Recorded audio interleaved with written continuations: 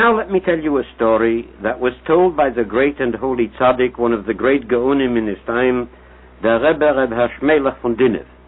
He was the great Hasidic leader, and from him there came forth many dynasties of Hasidic leaders, and in his own way, he was the teacher of great rabbis. He once told the following story, my dear friends, and I think that it has a message for each and every one of us. In a city there once lived a very wealthy person who had a winery, and he also had a bar. As his daughter grew up, she began to go in the wrong way. Because his place was such where different people came, and amongst them there were also people of the army. He used to stop to have a drink and talk, as people spend time in a bar, and the daughter was there always to serve them. This general became acquainted with her, and with time people began to speak that she had an intimate acquaintance. The father was heartbroken. He didn't know what to do, and he asked people, or rather his very dear friends, if there was anything that he can do to counteract the effect of this person on his daughter. And they told him, yes, there is a way. Marry her off as soon as you can. And maybe, when she will be married, she will forget about the past. The father immediately did this. In those days, the father would come to a yeshiva, wealthy he was, he would pick a very fine young man for a son-in-law, and so it was here too. The marriage was performed, and they lived together. But in reality, it was no life. And when she came into the mother's way, people began to speak that her husband is not the father of her child, but rather the general with whom she was seen quite often.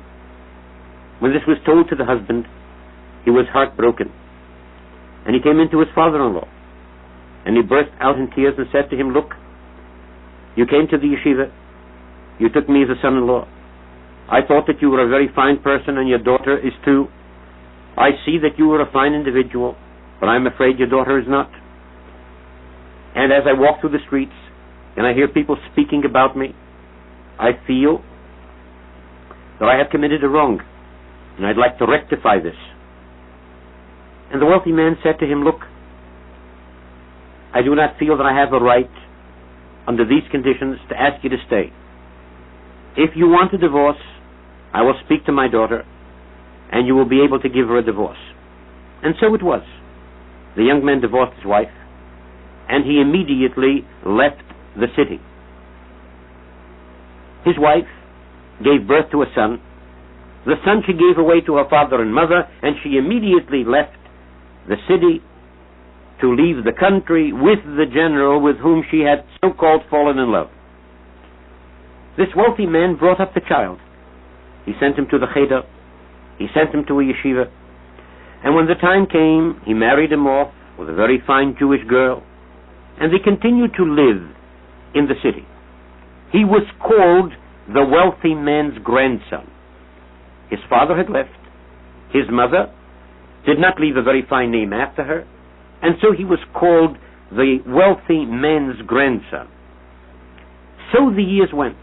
He established a business of textile, and he was able to earn a fine living. One time, he met two business people who had gone out of the country to a distant place where these textiles were manufactured, and they brought them from there, thereby earning much money.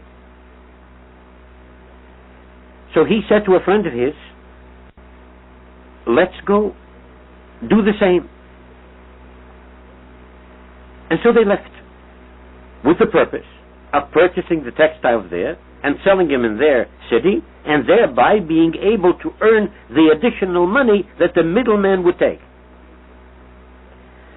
They traveled and traveled and traveled, and finally came not far from the place where these factories were. It was on a Friday, and they were religious people.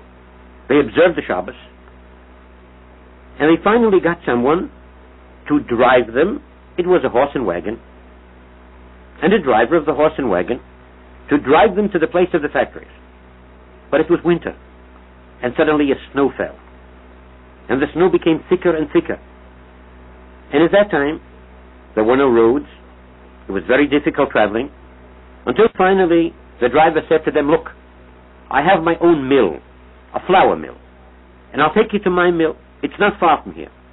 And we'll see about the factories later. They agreed. It was cold. It was winter. Night was falling. Here was Erev Shabbos. The Shabbos was coming. When they came into the house of the owner of the mill, they realized that they wouldn't have anything to eat, because the one who drove them was a non-Jew. And they said to him, look, travel into the city horseback, any city that's here, bring us something that we can eat, and also bring us a bottle of whiskey. They knew that a bottle of whiskey would entice him. And although he didn't want to travel, but because of the bottle of whiskey, he went. Meanwhile, they sat down near the warm fire and rested. It was about sunset when suddenly they heard somebody walking down the stairs from an attic. And down came a woman, an elderly woman, lit 2 candles, and said to them in Yiddish, from where are you? And they said, we are from this and this city. And they said, who are you? And one of them said, you know, I am called the wealthy man's grandson. And she asked him a few questions, and he answered, and suddenly she burst out in tears and said to him, look, I want to tell you, I am your mother. At the time that you were born, I left with the general, but he didn't stay with me long. He left me too. And I was completely in poverty. I had nothing with which to sustain myself. I had to marry an ordinary peasant. Of course, I had changed my religion. I had converted, she said, she had converted to Christianity. And this Milner, this young man, the one who was driving them, this is her son. When the woman finished talking, she couldn't stop crying. And she said she's sorry for all she did. She repents. She confessed. She went up to her room. She broke down in tears, wept, and confessed for a few hours. Finally there was silence. Nobody knew what happened. The son came home. It was late at night. He ran to the mother because the candles had already burnt out. And he said to the mother, and he said to them, what is this? And the mother, and he said, my mother was once a Jew. And when she turned Christian, she accepted everything, but one thing she observed all her life, that she always lit the Shabbos candles. And the young man said, look, I'm very much afraid that she will not be accepted to be buried on the church property because she did not go to church too often. And the priest told me that when the time comes, he will take everything that I have. And they said to her, good. They said to him, good. If they will not bury her there, we will take her into town, we'll say she's a Jewish woman, and we will see that she'll be buried in the Jewish cemetery. To this the son agreed. They took her, they brought her into town, they buried her in the Jewish cemetery.